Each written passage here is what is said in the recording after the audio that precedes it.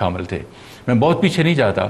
اب دیکھیں جب آپ ایک اچھا کام بدنیتی سے کرتے ہیں تو اس کا رزلٹ اچھا نہیں آتا.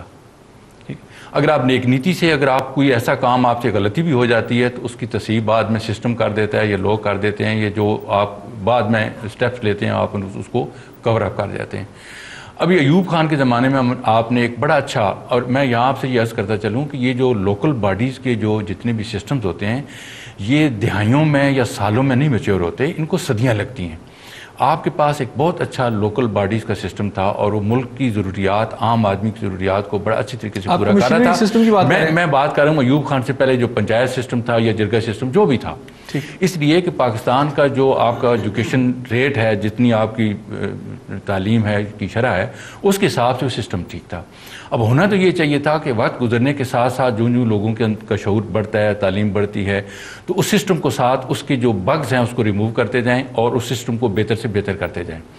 لیکن یہاں ہوتا یہ ہے کہ آپ ایک دم جو لیڈر ہوتا ہے وہ اپنے ذاتی مفاد کے لیے ایک ایسی تبدیلی لے کے آتا ہے کہ پورا کا پورا نظام جو ہے دھرم برہم ہو جاتا ہے.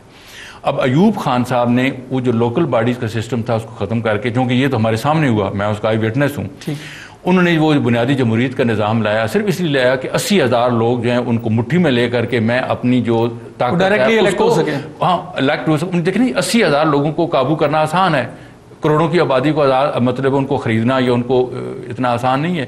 تو اس کا نتیجہ یہ نکلا کہ جو وہ پنچایت سسٹم ختم ہونے سے جو لوکل باڈیز کا وہ جو بنا, یونین کونسل کا جو نظام بنا, آپ کا سارا جو 75% آپ کی پنجاب کی آپ لے لیجیے اس کی جو آبادی گاؤں میں تھی, اس کا سارا سسٹم جو ہے درم برہم ہو گیا.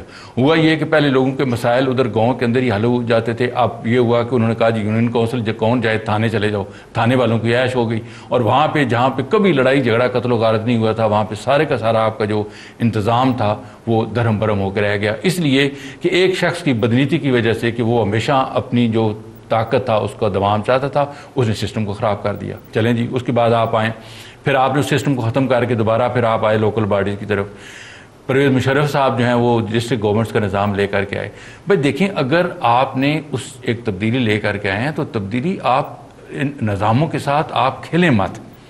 آپ ان کو چینج کرنے سے پہلے بڑے اچھی طریقے سے ہر سٹیج کے اوپر عوام میں, سول جو انتظامیہ ہے اس میں, آپ کی پارلیمنٹس ہیں اس کے اندر اچھی طریقے سے ان کے اوپر آپ بحث تمیز کریں اور اس کے بعد ایک سسٹم کو آپ فائنلی کریں اور اس کو پھر چلنے دیں. ابھی دیکھیں نا کیا تماشا ہے کہ سندھ میں باقی تمام صوبوں میں جو ہے وہ ڈسٹرکٹ گورنمنٹ کا نظام چل رہا ہے, وہاں پہ آپ کمیشنری نظام لے کے آ رہے ہیں, پھر وہ ایک سیاسی مفاد کے لیے آپ اس کو ختم کر کے پھر ڈسٹرکٹ گورنمنٹ پہ آ رہے ہیں. تو اس طریقے سے حکومتیں نہیں چلتی. ٹھیک ہو گیا. آپ کو اگر ایک اچھا سسٹم ایوالو کرنا چاہتے ہیں تو جو لوگوں کی جو ضروریات ہیں اس کے مطابق جو آپ کے لوگوں کا معیار ہے, جو آپ کا معیار تعلیم ہے, اس کے مطابق ایک اچھا سسٹم بنائیں اور اے پیریڈ آف ٹائم اس کو میچور ہونے دیں. اور وہ سسٹم تاکہ لوگوں کو ڈیلیور کرے ان کے ڈور اسٹیپ پر, ان کی پرابلم حل کرے. میں آپ کی طرف بھی آتا ہوں. بریگیڈ صاحب نے جو بات کی, نیت بڑی میٹر کرتی ہے. انما الاعمال بالنیات, عملوں کا دارمدار جو ہے وہ نیتوں پر ہے. اب ہم یہ دیکھتے ہیں کہ اس وقت حکومت کی کیا نیت عوام کے مسائل کا حل ہے, یہاں پہ جو سیاسی رسا کشی ہے یہ اس کا نتیجہ ہے کہ یہ جو سٹیپس لیے جا رہے ہیں, یا آج پنجاب کو مزید تقسیم کرنے کی بات کی جا رہی ہے, یا کوئی پرپوزل دے رہا ہے جی بلوچستان کے مزید حصے کر دی جائے, کوئی سندھ کی پرپوزل دے رہا ہے, تو یہ سب ہے کیا؟ بسم اللہ الرحمن الرحیم. پہلے آپ کی جماعت اس کو کیسے دیکھتی ہے؟ احسن بھائی, پہلے تو میں اس وقت ایک بات کہنا چاہتا ہوں, کیا اس وقت جس بحران سے ہم گزر رہے ہیں کیا ہمارا ملک اس قابل ہے کہ ہم نئے چیزوں کو چھیڑ لیں؟ پہلے ہم عوام کو تو کچھ دیں, ڈیلیور کر نہیں رہے. اس وقت جو ہے وہ آٹا دال کے چکر میں عوام لگی ہوئی ہے. جس طریقے سے اس وقت خودکشیاں ہو رہی ہیں, یہ جو قتل و غارت ہو رہی ہے, یہ جو فسادات ہو رہے ہیں, یہ اسی کا ایک نتیجہ ہے, بے روزگاری کا نتیجہ ہے. ہم لوگ صوبوں کے پیچھے اس وقت پڑ گئے ہیں. اس وقت بالکل ہم اس قابل نہیں ہے کہ ہم صوبوں کو چھیڑ کے دوبارہ نئے سرے سے اگر ہم لسانی بنیادوں پہ یہ صوبے بنیں گے, جب بات سرائکی صوبے کہہ رہے تو بنیں گے تو لسانی بنیادوں پہ بنیں گے نا, تو کیا ہوگا کہ ہر صوبے میں پھر یہی آواز اٹھے گی, پھر ایک نئی طرف ہم چل پڑیں گے. یہ صرف اپنی برائی کو چھپانے کے لیے یہ بننے صوبے کچھ بھی نہیں بننے, صوبے ایسے ہی رہیں گے جیسے اس وقت چل رہے ہیں. یہ صرف پھر یہ کیا ہو رہا ہے سب, یہ صرف اپنی برائی کو چھپانے کے لیے کہ تاکہ ہمارا یہ ٹنور جو ہے نا آگے پورا ہو جائے, تاکہ یہ نورا کشتی ان کی چلتی رہے. یہ نورا کشتی میں عوام کو جو ہے بیوقوف بنا کے رکھے.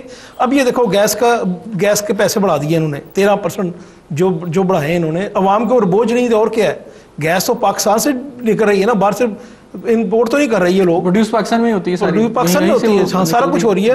تو یہ صرف عوام کو تنگ کیا جا رہا ہے کسی بہانے سے, یہ سستے بازار لگا رہے ہیں, یہ لوٹ مار کا دھندا, یہ آشیانہ اسکیم, یہ جو ہے صرف لوٹ مار کا دھندا, کچھ بھی نہیں ہے, یہ صرف عوام کو تنگ کیا جا رہا ہے, اس کے آگے کچھ نہیں ہے. جو میں سمجھتا ہوں یہ جو بلدیاتی نظام کا سلسلہ ہے, یہ حکومت کی نااہلی دیکھو. ایک طرف تو پہلے انہوں نے کہا یہ کہ نہیں جی ہم جو نا کمیشنری نظام لائیں گے, اس کے بعد انہوں نے کہا جی نہیں جی آدھے سندھ میں ہم یہ کریں گے, آدھے سندھ میں وہ کریں گے. پھر اس کے بعد اے ایم پی کھڑی ہوئی جی نہیں ہم نے یہ قبول نہیں ہے. اس کے بعد وہ پھر اسی طرف آ گئے. یہ حکومت کے کوئی پاؤں تو ہے ہی نہیں, کسی بات کو سٹینڈ لے کے چلے, کسی بات سٹینڈ لیتے نہیں ہیں. یہ صرف اپنا اقتدار بچا رہے ہیں. بابر وان اپنی بڑھ کے مار رہا ہے, وہ اپنے آپ کو سیف کر رہا ہے. وہ کل جو ہے نا وہ ووٹوں کے لیے, ووٹو صاحب کے لیے مٹھائیاں بانٹنے کو تیار تھا, آج پیپلز پارٹی کا بڑا خیر خواہ بن کے ان کی پالیسی بنا رہا ہے. ٹھیک ہو گیا. جیسا میں اسی پوائنٹ پر اگر مجھے آپ سے 2 منٹ دیں تو میں آپ کی طرف بھی آ رہا ہوں, میں اس کا صرف ان سے جواب لے لوں. یہ اعجاز صاحب نے کہا, ناصر صاحب نے کہا پورا کشتی ہو رہی ہے جی, 1.5 سال انہوں نے اور نکالنا ہے, اس کے لیے عوام کو کنفیوز کیا, عوام کے جو اصل ایشوز ہیں تاکہ عوام کی توجہ ادھر نہ جائے, اس طرح کھلاتے رہے. نون لیگ پیپلز پارٹی کی جو ہے کورٹ میں بال پھینک دیتے ہیں, وہ ان کی کورٹ میں پھینک دیتے ہیں, اسی طرح ایم کیو ایم کے پھینک دیتے ہیں.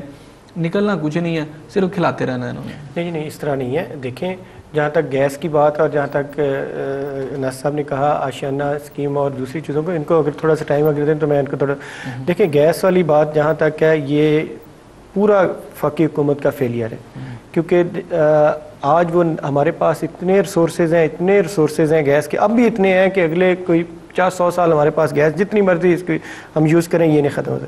لیکن ہماری جو وفاقی حکومت ہے, کیونکہ یہ رسپانسبلٹی وفاقی حکومت. جیسا میں یہاں ایک بریک لے لوں, آپ کی طرف دوبارہ واپس آنا چاہوں گا, میں ایک بریک لے لوں یہاں پر.